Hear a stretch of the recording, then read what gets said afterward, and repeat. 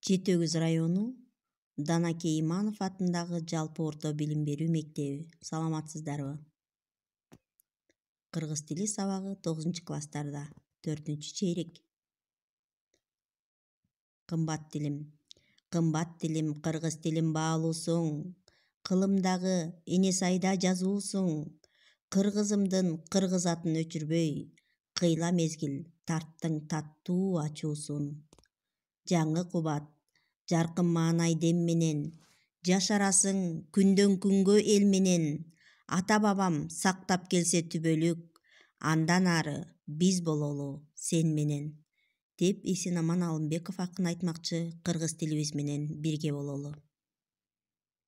Бүгүнкү сабагыбыздын темасы тике сөз менен төл сөздөргө коюлуучу тыныш белгилери. Китебибизди даярдайбыз. Маанайыбыз жакшыбы? Анда сабагыбызда кандай компетенттүүлүктөргө, тактап айтканда кандай көндүмдөргө ээ болобуз билип алалы. Биринчи, тилдик компетенттүүлүк. Орфографиялык жана пунктуациялык билимге ээ болобуз. Экинчи, кептик компетенттүүлүк. Сөз байлыгыбызды өстүрүү менен кептик мүмкүнчүлүктөрүбүз жогорулайт. Үчүнчү, маданий компетенттүүлүк. Коомдо жүрүм-турум нормаларына ылайык баарлашууга үйрөнөбүз. Жазуу кебинде тике сөзгө эки түрдүү тыныш белгиси коюлат. Эгерде тике сөз автордук баяндаманын ичинде берилсе, тырмакчага алынып жазылат. Мисалды карайбыз. Апам эл тарткан азапты эл менен кошо тарт деп келинин кайраттандырмакчы болуп жемелеп коет. Эгерде тике сөз өзгөчө көркөм адабий чыгармаларда диалогтордун бир бөлүгү катары колдонулса, анда ал тырмакчага алынбай жол башынан сызыкча коюлуп жазылат. Мисалы, Аскар бир тынымга унчукпай калып сурап койду. Азыр сиздин оозуңуздан чарбанын бүгүнкү абалын уккум келет. Тике сөз өзү менен бирге айтылган төл сөздүн ар түрдүү жеринен орун алышы мүмкүн. Ошого байланыштуу буларда тыныш белгиси да түрдүүчө коюлат. Биринчи учуру. Төл сөз мурда келсе, тике сөз андан кийин келсе, төл сөздөн кийин кош чекит коюлат. Тике сөз баштамга менен башталып жазылат. Мисалы, алар мындай деп шыбырашкандай болду. Азыр күмүш, алтын буюмдарды аябай көп жасап, пайдага тунуп калды. Диалог түрүндө жазылышы. Ал бир аздан кийин сөзүн улантты. Илээлетип жетелеп отуруп араңап келдим.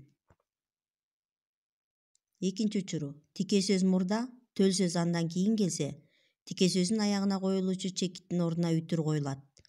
Же болбосо тике сөздүн маанисине карай суроо, же илеп белгиси, же көп чекит коюлат. Анан бул белгилерден кийин сызыкча коюлуп, төл сөз кичине тамга менен башталып жазылат. Мисалы, Каранардын ушул жакка келип калганы жакшы болгон экен, дейт Эдиге ичинен. Тобо, түн ичинде эмне кылып жүргөн немелер, деди шофёрдун жанында отурган тумакчан жигит. Кана, калаяктан бата алалы, деп заңк этти Маараке башы аксакал чабандестерге. Үчүнчү учур. Төл сөздүн ортосуна тике сөз келсе, төл сөздүн биринчи бөлүгүнөн кийин кош чекит коюлуп, тике сөз баштамга менен да, эгер аягына чекит коюла турган болсо, анын ордуна үтүр, же болбосо маанисине карай суроо, же илеп белгиси, же көп чекит коюлат. Анан бул белгилерден кийин сызыкча коюлуп, төл сөздүн экинчи бөлүгү кичинекей тамга менен башталып жазылат. Мисалы, жаштар а дегенде, азык алып жүрбөйбүз, жүгүбүз оор болуп, жолдо арбытышка жолтоо кылат, дешти. Дүйшөн анын бетин алдына барып тура калып, сиз эмне жумуш менен келдиңиз, деди. Дүйшөн тигилерди качырып сала берди. Качкыла, балдар, кач, Алтынай, деп кыйкырды. Тике сөздүн ортосуна төл сөз келгенде тыныш белгилери төмөндөгүдөй коюлат. Эгерде тике сөздү төл сөз эч кандай тыныш белгиси коюлбай турган жерден, же үтүр, үтүрлүү чекит, кош чекит коюла турган жерден бөлсө, тике сөздүн ортосуна келген төл сөз эки жагынан үтүр жана сызыкча менен ажыратылат.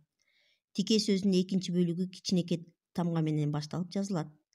Анан, деди үкү бала, мындайда Зарипаны жалгыз жиберип болбойт.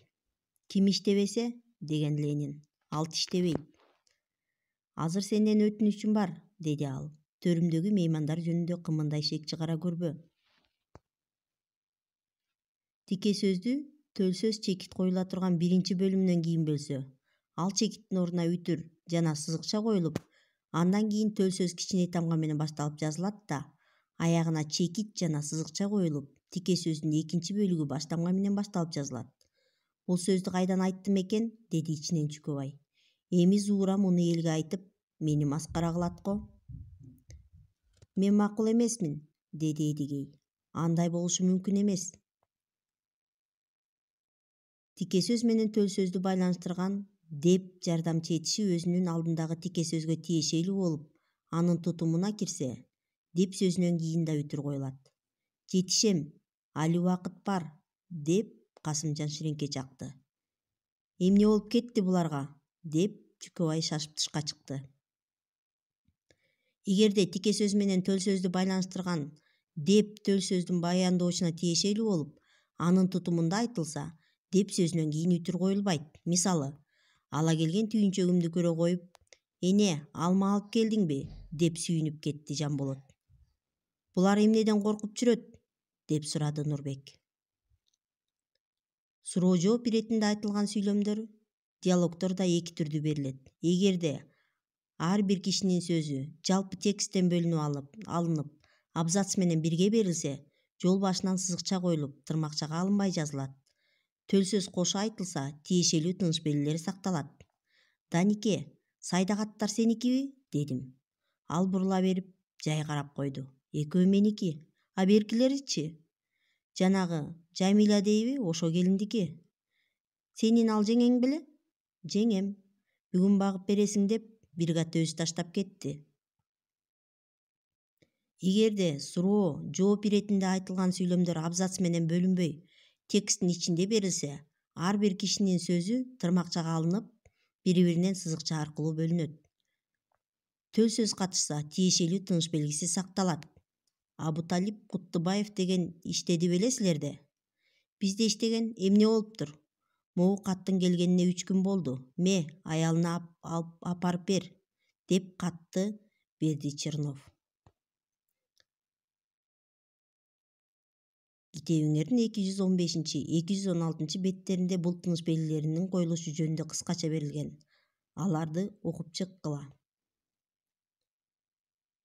Силер, балдар, бул маалыматтарды дагы бир нече жолу кайталап жаттап алуу менен сабаттуу жаза билгендердин бири болосуңар. 241 көнүгүүдөгү схемаларга көңүл бургула. 242 көнүгүүнү иштеп, тике сөздү жазуу боюнча машык кыла.